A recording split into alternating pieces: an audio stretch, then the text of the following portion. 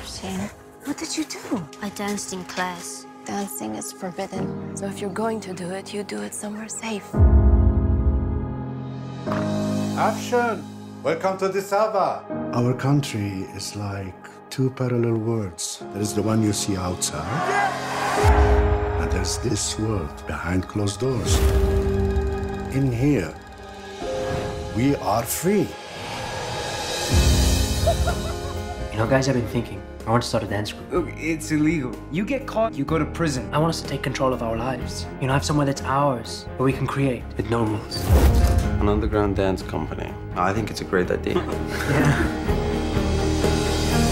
So, this is the dance group. How did you... Oh, if you want to be smart, maybe the last one should take the key with them. Can I audition?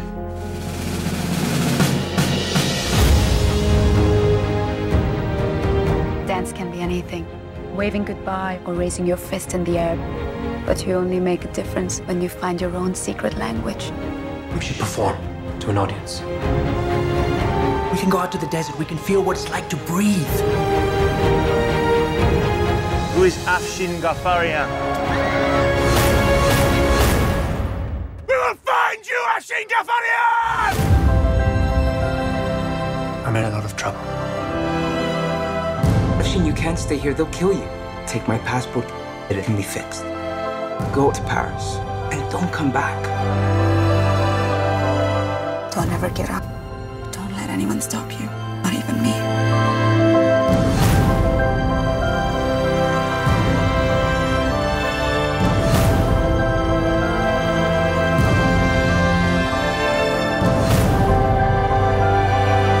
My name is Afshin Ghaffarian. I'm a citizen of Iran. I'm a dancer.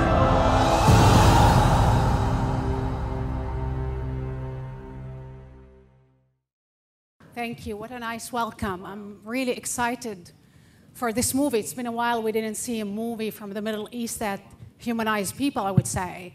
And I'd like to ask the first question to you, actually, the director who started this adventure. Yes. I would say 2009, the Green Revolution, and today, it's a different Iran, different era. And coming from the Middle East, I just arrived yesterday, and we love conspiracy theory. Did you coordinate the release of this movie with these Iranian talk? Because the timing is suspicious and interesting. Please. You know, it's, well, first of all, thank you all for coming, and thanks to AOL for hosting us and Desert Dancer here. It's a really interesting point, and you're fair to ask it. But, you know, honestly, when is it ever not relevant? When is freedom of expression not relevant? When are human rights not relevant? When is artistic expression and the oppression of artistic expression not relevant? You know, we could have released the film last May, and then those kids in Iran were arrested to dancing to Pharrell's Happy. 91 lashes, a year in jail, suspended. It's incredible. Or you could have released it in January, and what happened in France with Charlie Hebdo happened. So there's always in the world events that are happening that are reminding us of how much we must value what we have, how much we must fight for them, and how much we should protect the arts and how strong the arts can be as a voice. But 2009 had a ripple effect. What we see in Iran today, the change in the regime, somehow had something to do with that. How did 2009, the Green Revolution, had an effect on you in eventually finding financing for this movie? Because I'm sure it was a struggle.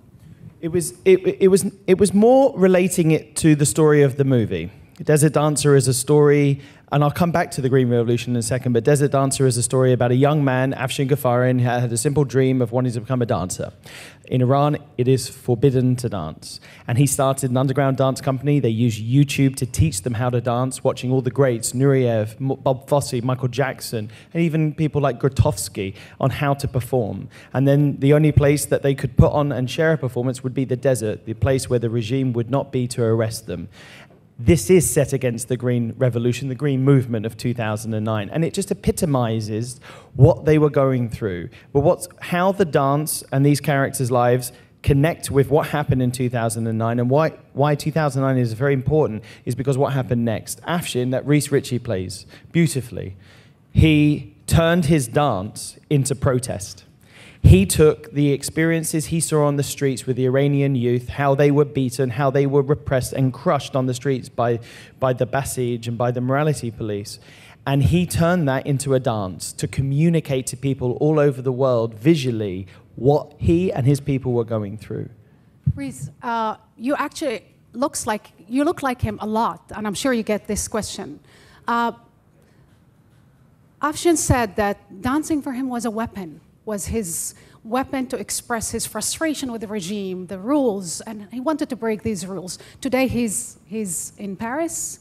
Do you think the struggle for an artist define his identity? And for you, what did define your character in this movie? It's really interesting because Richard first he approached me and sent me 7 hours of interview footage that he acquired with Afshin in Paris.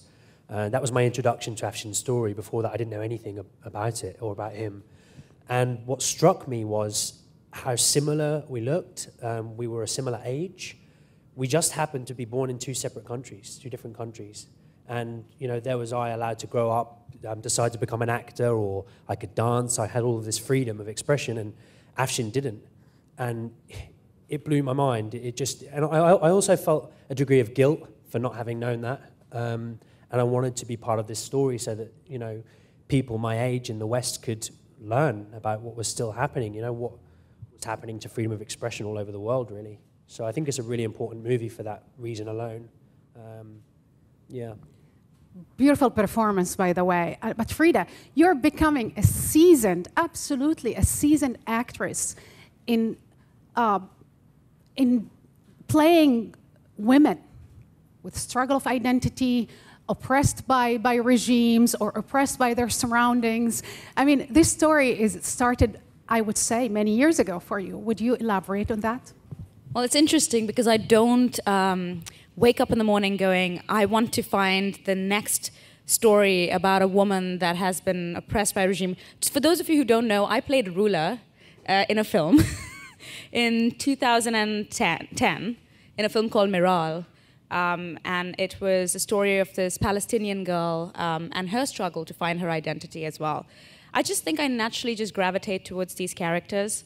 I do not find any sort of interest in playing puritanical or really one-dimensional characters, because I feel we all have the yin and the yang and the dark and the beautiful and the ugliness of it all. So I naturally find these characters very interesting.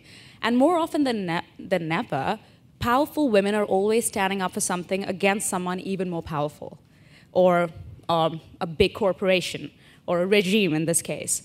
And so I feel like it's something that I naturally love doing as an actor. I would find it very boring doing the other ones. And I want to ask actually the director about this, because I remember very well casting you for Miral, and I remember seeing you in Slumdog Millionaire, and the story comes to you. I mean, I know that you don't look at the story and you don't wait for these stories, but the stories are gravitate towards Freida. Why did you choose her? I mean, I know why she was chosen by Miral. Yeah, it comes. I get asked this question about all of the cast all the time, and it comes down to the fact of that they were the best actors for the roles. I mean, that's all a director ever has to do. All the hard work that I would ever have to do is cast it right, and then embrace the talents of the people I'm working with, and what they would bring to the film. That's kind of it. I saw looking at it in a bigger way, in a bigger brushstroke, I saw an opportunity to make a story about Iran for everybody around the world, because the plight of the Iranian people is known only too well by the Iranian people. But it's everybody else that doesn't know. And there's good reason for that. I understand why millions of people in America, millions of youth around the world wouldn't be interested in seeing an art house film in Farsi. I understand that. But with Afshin's story, I saw an opportunity to make the film in the language of dance. I saw an opportunity to make the film in a universal and an accessible way, which would shine a positive light on the heroes of Iran, who are the youth of Iran. And so much much so that people all over America would go and see the film. So do you think this is a universal story? It's not only an Iranian story. Absolutely, because oppression exists in everybody's lives. People here tonight, I'm sure, we have all faced our own oppressions. Oppression isn't an exclusive club for the Iranian government. Oppression is something that we've all gone through, especially if you're an actor. How many families do you know that have turned around to their sons or daughters and said, you're not allowed to go into the arts? The thing about this movie that, yes, we see the regime, we talk about the regime, we see the oppression, but the vibrant youth, the image of this incredible, strong, determined, even the mother who actually died because of an overdose, but she had this passion. She wanted her daughter to dance and to continue this. Can you elaborate on this Iranian incredible young people? Yeah, I mean, they're just like, you and I. This was a young group of people, and they just wanted to do something that they thought was fun. They weren't setting out to take over the world. They were just kids, really. And Afshin, in many ways, is just quite a fun, beautifully naive guy who just wants to be a dancer. He wants to move. So it's almost like society has put him in this situation. What was natural for him was to move. So it's a beautiful struggle, and it is a human story. It's not a political one, and that's what I connected with, for Freida, sure. Did you know how to dance before? And my question is, dancing became actually an act of resistance almost in this movie. No, I couldn't dance before. I could dance, but I could never do a professional. I was not formally trained. So it required me to, especially because the character was going to be the most experienced, most professional of the group, I had to look like one, even if I couldn't do everything that was written on paper. But then Richard comes and says, I don't think I want dance doubles because that's a gimmick. Why? Because if it is about expression, then I want to see your expression. I don't want someone stepping in, expressing for you, and then you take the credit for it. So, the task was at hand, right in front of me, and I knew that I had to put in all the effort that I could possibly do to get there. I have to ask a mean question. The audience seems to love the movie. I see how many people are following it on Twitter, the trailer, everything. How do you explain that the critics are blind, if I may? Well, critics, that's what they do. They critique. And that's absolutely fine. We always like to remember the fact that these screenings are packed out, that thousands of people are connecting to the film, and it's always about the people, really, rather than the critics. I mean, that's totally fine. And you're always opening yourself up to that when you take a story set in Iran and you're telling it in English. But what's more important is that you're doing it for the right reasons. The intentions are good. And whenever you're in cinema especially, whenever you're trying to do something that's never been seen before, whenever you're trying to do something that's different and you're trying to evoke something unique, you're always opening yourself up to people don't like change. And dance is normally, if you go see other films, it's very one-dimensional. The dance that you're subjected to all the time is very, very superficial. And here is a dance that's narratively led and that tells the story, all the stories of their characters, all the stories of the history of Iran. Everything is in the dance to be interpreted. Afshin, that was one of the things Afshin said, wasn't it? He said, I never ever danced without a reason. So, I was vehement with Richard when we were filming. I said, we have to know that every time we put a dance sequence in this movie, it's motivated by emotion and by, a real inclination, because you become a gratuitous dance movie if not, and we didn't want to do that. I've seen many reviews, but also I've seen on YouTube the Iranian community all around the country, in the United States, coming out, their kids, grandkids, people that didn't see Iran for a long time, even though the movie was shot in Morocco, but somehow they identify with this. How do you explain this, both Freida and Reece? Yeah, no, it was one thing for somebody here that's from Boston to say, well, that's not authentic. And it's another thing for millions of Iranians to embrace this film, and that's amazing. What do you think, Freida? Well, it's also this thing about the expat population, right? You travel to England or parts of New York, Queens, and you have this Indian community absolutely loving and going crazy over Bollywood films. And of course, even in India, people are crazy about Bollywood films, but the craze over here is you can almost not explain it. Why? Because they pine for the one thing that they don't have, they can't access every single day, living in the country. And with India, it's different. These people can go back. A lot of the Iranian community living in America or even in London, a lot of them cannot go back. So they pine for something that they feel might just be a little bit of it might just take them a little bit closer to home. And so as filmmakers, we have to exercise that responsibility in keeping it as authentic as possible, but yet keeping it beautiful. And absolutely, and I remember when these kids were arrested last year dancing, the headlines all over the world was, you can't be happy in Iran. But actually, watching this movie, it shows you that you can. Yeah, I mean, Iran is a beautiful country full of beautiful, happy people. I mean, in prep for this movie, we cooked gourmet sabzi, we cooked Iranian food, we read Rumi poetry, we watched documentaries. You know, our production designer was Iranian. So we spent probably, you and I spent probably 2 years before we even shot the film, immersing ourselves in Iranian culture. And then, but you still need to hide in order to dance because... I'm sorry? But you can't dance. Yes, no, of course. No, absolutely. Public dancing is banned in Iran. It's looked as vulgar. And well, for instance, one of the first things that happened in 1979 after the revolution, the Islamic Revolution, was that the ballet, the national ballet that Freida's character Elahe, her mother, used to perform, was part of that company, that was closed down, which completely kicks off what happens to Elahe. And you could even go back and look at what happened in Egypt when the Muslim Brotherhood came in. The first thing that was closed down was Swan Lake. So, you know, you're looking at why is dance, and Afshin himself has been speaking to us, and one of the things that he hopes this film will start is a conversation about why is dance looked at in this manner, and and can a conversation be had that can turn the tide and change things and change the point of view. There's another side to the story, and obviously these beautiful youth, but also the side when you suppress freedom of expression, the amount of drugs that is in the streets of Iran in certain areas, as if people want to numb themselves because they can't find space and room for expression. And Freida, your mother in the movie had that plight. I know that you touched on it a little bit, but there's many places in the world where freedom of expression is absolutely an enemy number one. Well, the thing is, particularly with my character, I know that there's a line in the film where Tom's character says that the regime floods the streets with crack, with drugs, and when they say that, it's not like a literal in your face. They come in and they just throw it, say, "Go, please have," but it's more like a subtle way of, and this is their belief, and I feel hence it was represented in the film.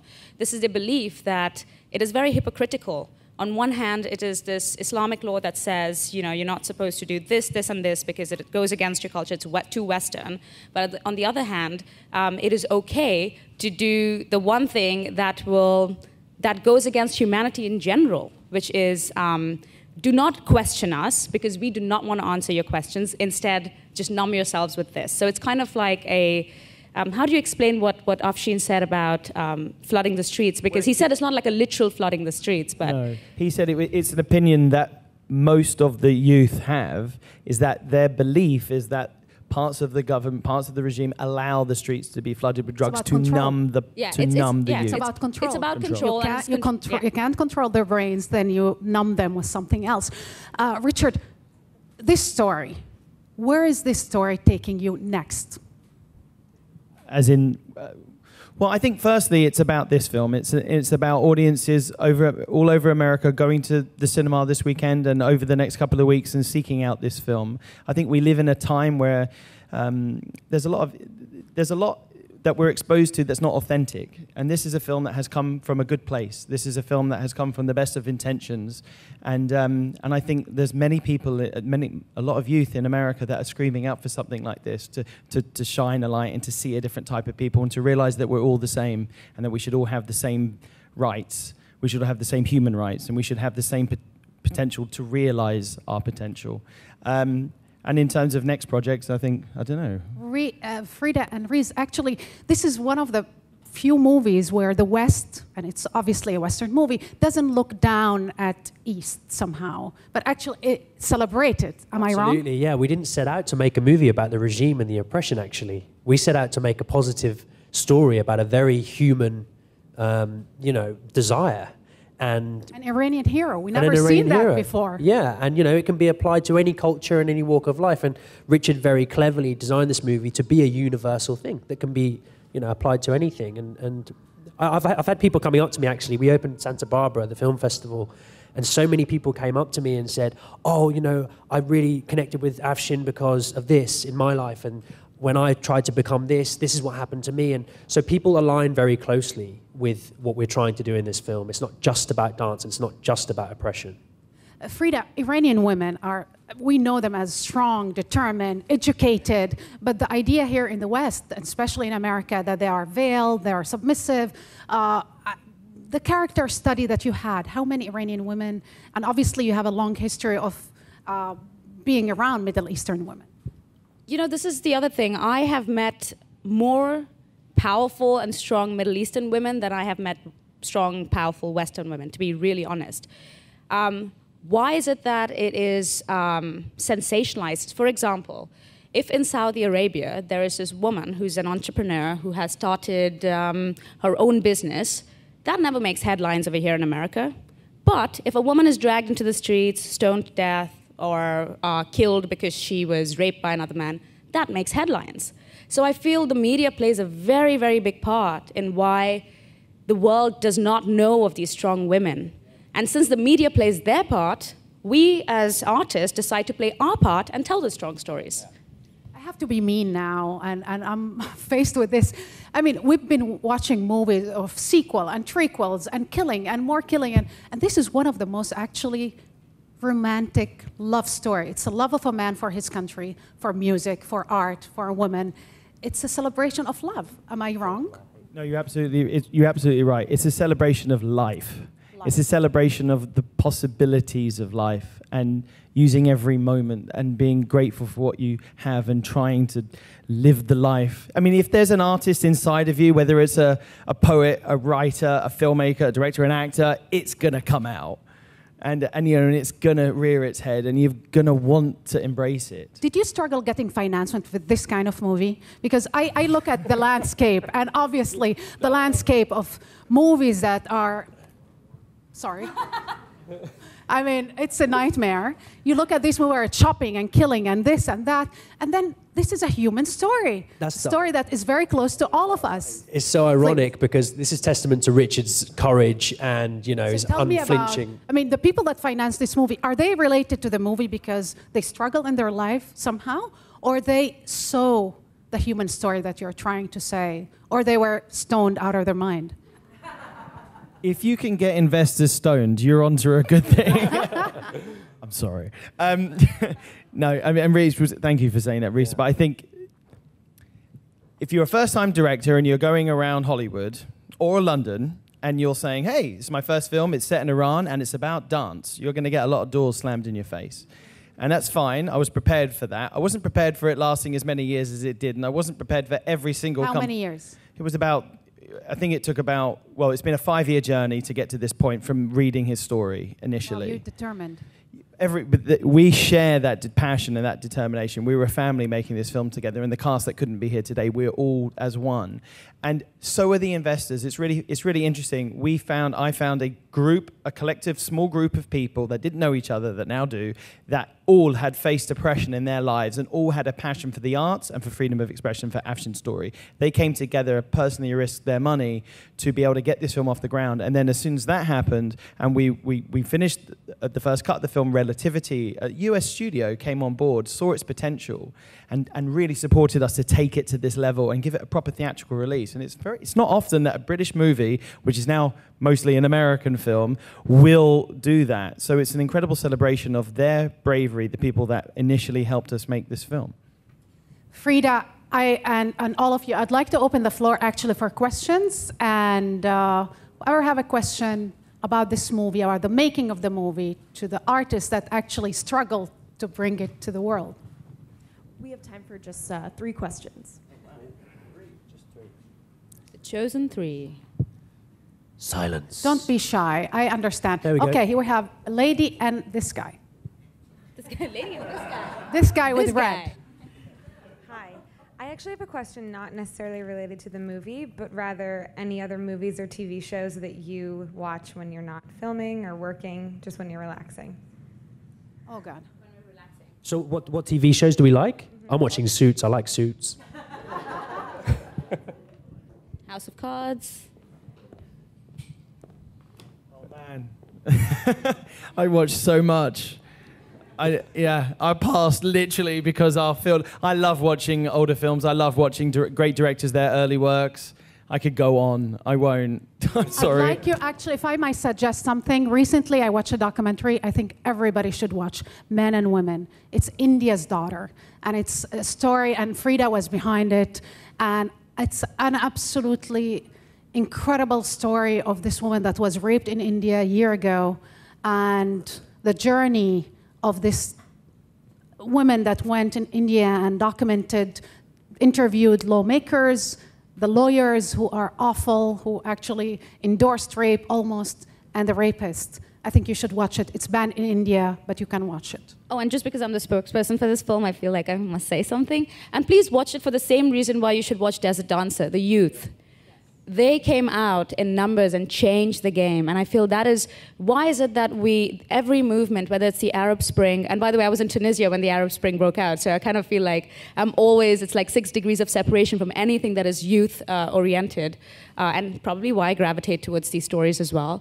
It's always the youth that change the game. It's always them who inspire people to come out, younger and older, who come out in large numbers and talk about change. So when we did this film, when we did this film and when I did India's Daughter, the one thing I realized is that if there's anything positive in subject matters that are dark and kind of, make you feel despondent, the positive is always the youth.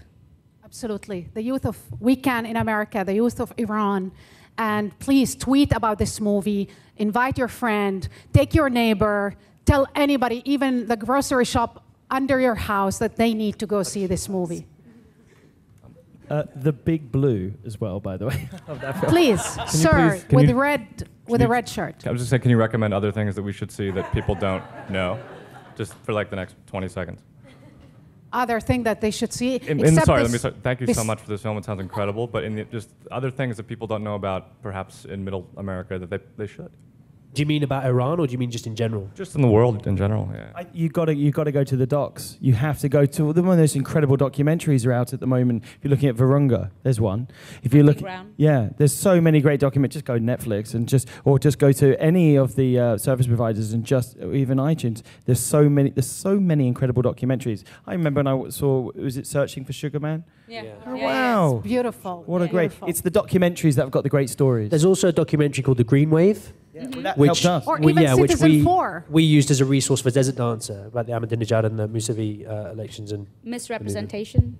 Anyone seen it? After you've seen this movie 3 times and invite your friends and your neighbors and everybody and the guy on the block and your ex-girlfriend, everybody you know, please, then you can watch other documentaries. And I would recommend selfishly to watch Miral as well, if you can. I'm not asking my ex-girlfriend. I would ask all my exes and all my recents to go watch this movie because I think it's phenomenal. It's a masterpiece. And whatever they were drinking, these critics, they're out of their mind or paid by Harvey Weinstein. Anyway. Okay, one last question. One last question. Please. Oh, I'm sure. Was there anyone of the Christian religion? And it's simple. We had a crew makeup, all kinds of ethnicities and all kinds of religion. I just have this overriding belief that if you look at the earth, you don't see borders.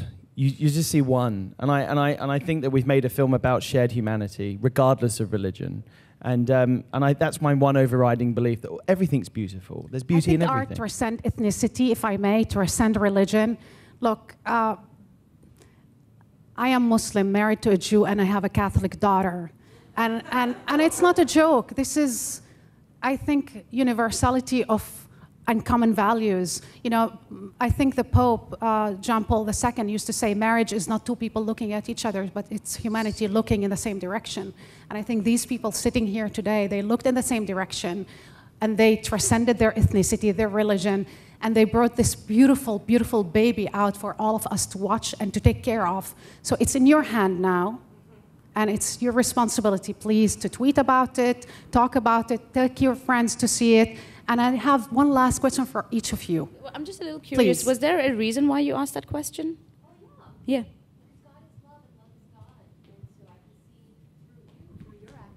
Oh, thank you. Hi.